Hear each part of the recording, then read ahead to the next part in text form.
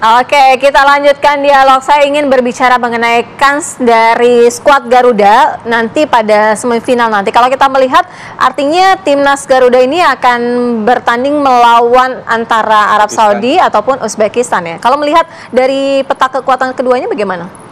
Ya, artinya ini kan kita sudah masuk ke dalam fase gugur, di mana kita tidak memiliki advantage untuk memilih lawan atau dipilih lawan. Jadi pilihannya itu semuanya tuh ditakdir. Menang, kalah itu ini menentukan lawannya tuh takdir. Artinya maupun ketemu Uzbekistan atau Arab Saudi, ya mereka harus lebih siap menghadapi Indonesia. Kalau dulu bahasanya Indonesia harus siap menghadapi lawan-lawannya. Ini sekarang posisinya kebalik. Arab dan Uzbek harus hati-hati ketemu sama Indonesia. Kita juga harus siap menghadapi Indonesia. Kita juga lebih baik ya. Jadi mereka memiliki kekhawatiran tersendiri terhadap Indonesia. Karena ini kali pertama tim U23 bisa melangkah sejauh ini dan menjadi ancaman bagi semua peserta Piala Asia di U23. Tapi kalau kita bicara rekam jejak, bicara sejarah, kita pernah berhadapan dengan Uzbekistan sebanyak 5 kali. Di mana kita 2 kali menang, 2 kali kalah. Ini pertemuan yang kelima kalau kita ketemu oleh Uzbekistan. Tapi kalau kita berhadapan dengan Arab Saudi, dari 15 kali pertemuan dengan Arab Saudi, kita baru imbang sekali, sisanya kalah. Waduh. Tapi itu bicaranya timnas senior ya. Tapi ini kan bicaranya kan U23, jadi mungkin data itu tidak relevan. Tapi dengan kualitas yang dipertontonkan selama event Piala Asia U23 ini, kami memiliki keyakinan bahwa ini bisa berhadapan dengan tim manapun. Bahkan saya udah menatapnya lebih jauh, kita mungkin akan ketemu final lawan Jepang. Berarti Anda ini cukup optimis juga bisa menang antara Uzbekistan maupun Arab Saudi? Masih bisa menang timnas kita? Masih bisa menang, karena Uzbekistan ini kan lebih dekat dengan gaya stylenya Eropa. Dan STY itu selalu berhasil mengatasi tim yang punya gaya bermain Eropa. Dan melawan gaya tim yang Timur Tengah, kita sudah bisa membuktikan kemarin, membuktikan lawan Qatar, kita berhasil bisa compete. Dan dengan Arab Saudi pun saya rasa bisa untuk berbuat lebih jauh. Saya udah nggak menghitung untuk semifinalnya lagi nih, saya ngelihatnya udah kebayangnya kita ketemu sama Jepang nih. Karena Jepang mungkin nanti akan ketemu sama Irak. Kalau Vietnam ya mungkin stop lah kayaknya nih. Soalnya Korea pun bisa kita lewati. Jadi ada besar kemungkinan Arab Saudi maupun atau Uzbekistan tetap bisa kita bisa menang. Bisa. Kalau dari Bang Peri ini bagaimana melihatnya? Peluangnya antara Uzbekistan, Arab Saudi atau siapapun lawannya ini akan seperti apa timnas kita? Saya rasa tim Uzbek dengan Arab Saudi sendiri, mereka juga tidak bisa menganggap enteng tim kita nih. Karena apa? Mereka bisa lihat Garuda Muda bisa mengalahkan Australia, bisa mengalahkan Yordan dengan skor 4-1, dan terakhir bisa mengalahkan tim Korsel yang terkuat di Asia lah. Ya kalau saya sih mereka harus berpikir 2 kali. Saya setuju dengan Mas Budi. Ya mudah-mudahan ketemu di final dengan Jepang. Amin. Sama berarti sama-sama sudah melihat final juga seperti Bang Peri. Mudah-mudahan insya Allah. Ya kita berdoa aja, dan juga masyarakat Indonesia juga berdoa untuk timnas kita. Iya, oke, baik. Itu dari Bang Peri dan juga Mas Budi. Kita ke Bang Harimen. Kalau melihatnya kans skuad Garuda di semifinal nanti? Jangan-jangan sudah memprediksi juara juga nih, Bang Heri. Saya bicara dengan proyeksi perahian tiket ke Olimpiade Paris. Ada 3 skema. Pertama adalah laga pertama di semifinal. Siapapun lawan kita, Arab Saudi atau Uzbekistan. Kalau kita misalnya kalah, jalan kedua adalah pertandingan playoff. Ya, playoff melawan, kita kalah di grup sini. Di grup sebelah itu ada Jepang versus Saudi versus Vietnam versus Irak. Ya, kalaupun kita kalah lagi, skema ketiga untuk bisa tiba di Paris adalah playoff antar konfederasi, dan di sebelah sudah menunggu Guinea peringkat keempat di Piala Afrika Under 23. 3 skema ini yang harus ditempuh oleh STY untuk bisa tiba di Paris. Dan saya yakin kita bisa tiba di Paris setelah 68 tahun pasca Olimpiade Melbourne tahun 1956. Dan itu kita fokus dulu untuk laga semifinal tanggal 29 April melawan pemenang Saudi versus Uzbekistan. Dan itu berlangsung di stadion yang buat kita sangat memberi keuntungan banyak. Sangat beruntung. Namanya GBK. GBK, Gelora Abdullah bin Khalifa, yang selalu dihuni. Sama-sama GBK ya, Pak? Itu stadion GBK, tapi bukan di Senayan, tapi di Doha. Itu stadion selalu tumpah ruah dengan Ultras Garuda. Ultras Garuda adalah kelompok supporter yang dibangun oleh IFQ, Indonesian Football in Qatar, pada Januari tahun ini, dan mereka suka atau tidak sudah memberikan kontribusi yang positif untuk mendukung perjuangan Indonesia, dan itu diakui oleh Sintayong. Mereka Indonesia benar-benar cinta sepak bola. Mereka para supporter benar-benar cinta sepak bola Indonesia, tim nasional Indonesia, dan itu harus dibuktikan lagi tanggal 29 April.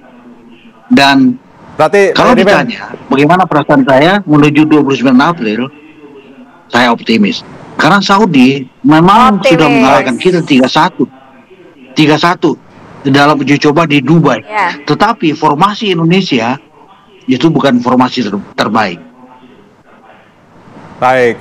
Dari Bang Heri, berarti siapapun lawannya, Arab Saudi maupun Uzbekistan, timnas ini sudah yakin pasti kita lolos ke final, begitu ya? Bukan harus disebut dengan kata yakin, tetapi kita optimis. Ya. Walaupun di semifinal nanti, walaupun kemungkinan besar Rafael Struijk itu absen karena sudah mendapat 2 kartu kuning. Tapi apapun, siapapun yang bermain dalam formasi starting lineup nantinya siap dengan segala kehebatan yang dimiliki oleh Sintayong. Oke, baik. Saya ke Mas Budi. Mas Budi, kalau kita melihat kira-kira akan permainan skuad Garuda ini akan seperti apa ketika menghadapi di semifinal Arab Saudi ataupun Uzbekistan, atau insya Allah ya sampai final menghadapi Jepang?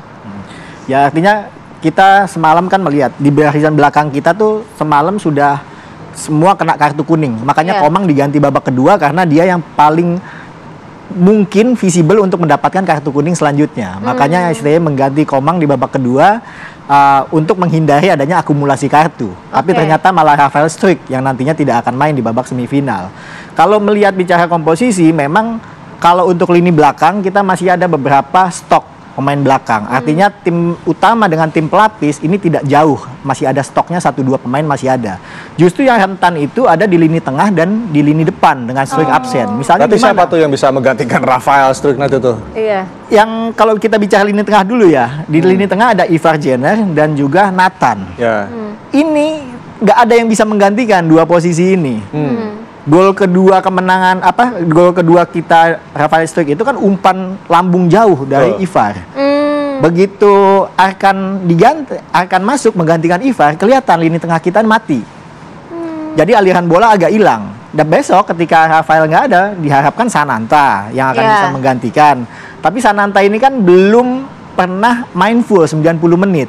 Jadi untuk mendapatkan chemistry dengan teman-teman yang sudah sering juga gitu ya? yang sering bermain inti itu butuh waktu lagi, butuh komunikasi ulang lagi, walaupun style of play-nya udah sama-sama tahu, tapi untuk tahu bagaimana kesenangan bolanya Sananta, Ivar masih belum paham.